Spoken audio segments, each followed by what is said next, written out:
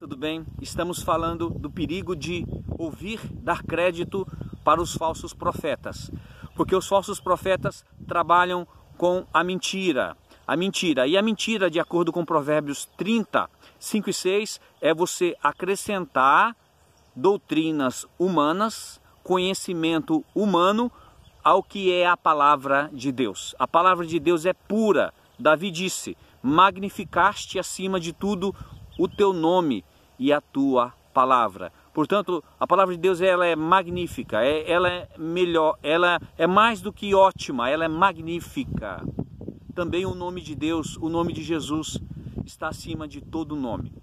Para nós compreendermos a palavra de Deus, a Bíblia, que não é um livro difícil, mas é um livro complexo e extremamente profundo, nós precisamos compreender o cerne, o centro, o coração da palavra de Deus. E o coração se encontra, Paulo deixa bem claro, ele fala em 1 Coríntios 3,10, ele diz o seguinte: segundo a graça de Deus que me foi dada, lancei o fundamento como sábio construtor, e outro edifica sobre ele, porém cada um veja como edifica, porque ninguém, absolutamente ninguém, nenhum mestre, né? Nenhuma pessoa que se julga mestre, que ensine, né?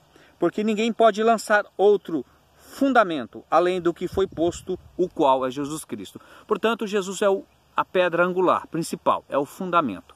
Quando nós compreendemos que Jesus é a pedra principal, né, nós também vemos que Colossenses capítulo 1, versículo 18 também diz: ele é o cabeça do corpo, que é a igreja. Jesus é a cabeça do corpo, que é a igreja. Ele é o princípio, o primogênito dentre os mortos, para ter a primazia em todas as coisas. A primazia que é o primeiro lugar. Em todas as coisas Jesus tem a primazia. Portanto, quando nós lemos a palavra de Deus, nós devemos, onde Jesus é revelado é no Novo Testamento. Então, se é a primazia, nós devemos priorizar o estudo, a leitura do Novo Testamento. Muitos valorizam, em primeiro lugar, as cartas de Paulo. Paulo está dizendo que Jesus tem a primazia, né? Então, para que a leitura sua seja saudável e você possa compreender a Bíblia, né, você precisa valorizar os evangelhos, os 4 evangelhos, porque lá descreve a vida de Jesus, né? As ações de Jesus, as palavras de Jesus, o ministério de Jesus, os 3 anos e meio que ele esteve no ministério. Ele viveu 33 anos e meio, mas somente 3 anos e meio que ele, com 30 anos ele foi batizado, com 33 anos e meio ele foi à cruz, morreu e ressuscitou. Então 3 anos e meio de ministério. Portanto, é necessário que você e eu valorizemos primeiro os evangelhos. Leia os evangelhos. E os evangelhos dizem um princípio importantíssimo para aqueles que ensinam ou querem ensinar a palavra de Deus. Quando nós vamos para Mateus 5,19, ele diz algo extremamente importante para nós. Jesus, as palavras de Jesus, né? Porque nós vamos valorizar letras vermelhas. As palavras de Jesus, essa é a minha versão. Então valorize. Você que quer estudar a palavra de Deus, uma versão, é muito boa essa versão com as palavras vermelhas, que é de Jesus.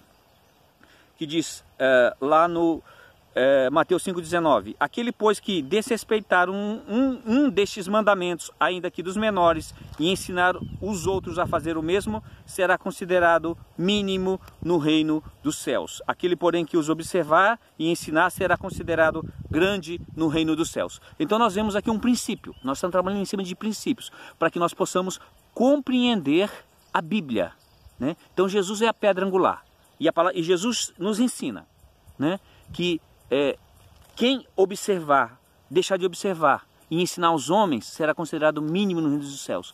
Deixar de observar os mandamentos, por mínimo que seja esse mandamento, mas aquele que os observar e os guardar e ensinar, será considerado grande no reino dos céus. E também nós podemos ver também o que Jesus diz, porque o importante agora é trabalhar no alicerce, é o que Jesus diz.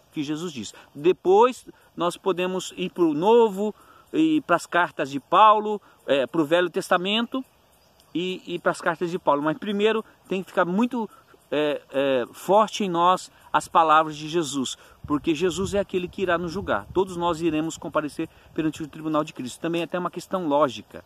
Paulo falou que Jesus é a pedra angular, a pedra principal, né? E aquele que edifica, aquele que ensina tem que ser baseado no nome do nosso Senhor Jesus Cristo. Passou disso, você pode estar incorrendo no pecado e no fermento dos fariseus, na mentira, que é acréscimo à palavra de Deus. E os falsos profetas não observam isso, e eles se sentem à vontade de adicionar ensinos deles próprios dizendo que é a palavra de Deus. Por isso que nós temos tantos problemas hoje e muitas pessoas que estão sendo enganadas, estão sendo conduzidas, infelizmente, ao inferno. É isso que diz a palavra de Deus. E a palavra de Deus, ela é uma espada. E diz também lá em Jeremias 23, que também ela é como um martelo. E vocês me perdoem, mas o meu estilo é martelo mesmo. O aspecto de Deus entre amor e justiça que eu mais aprecio em Deus é a justiça de Deus. Porque é na justiça, é na correção que nós aprendemos. Essa é a minha característica, mas eu falo isso com muito amor, temor, e eu não quero ser considerado um falso profeta. Eu não quero acrescentar nada à palavra de Deus, porque aqueles que acrescentam algo à palavra de Deus sofrerão maior juízo, de acordo com Tiago 3:1. Tiago lá recomenda para que não sejam muitos de vós mestres, porque hão de sofrer maior juízo.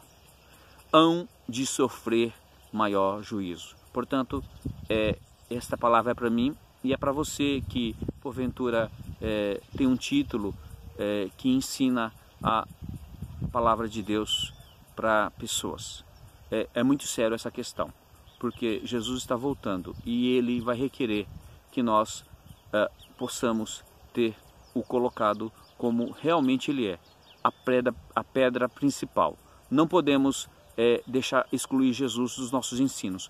Tudo tem que ser em cima do ensino, dos princípios que Jesus estabelece, para que nós possamos ser aprovados naquele dia e levar muitos a serem aprovados. Do contrário, se nós não cumprirmos esses princípios, nós iremos para o inferno e estaremos levando muita gente para o inferno. Esse é o grande perigo de ensinar a palavra de Deus.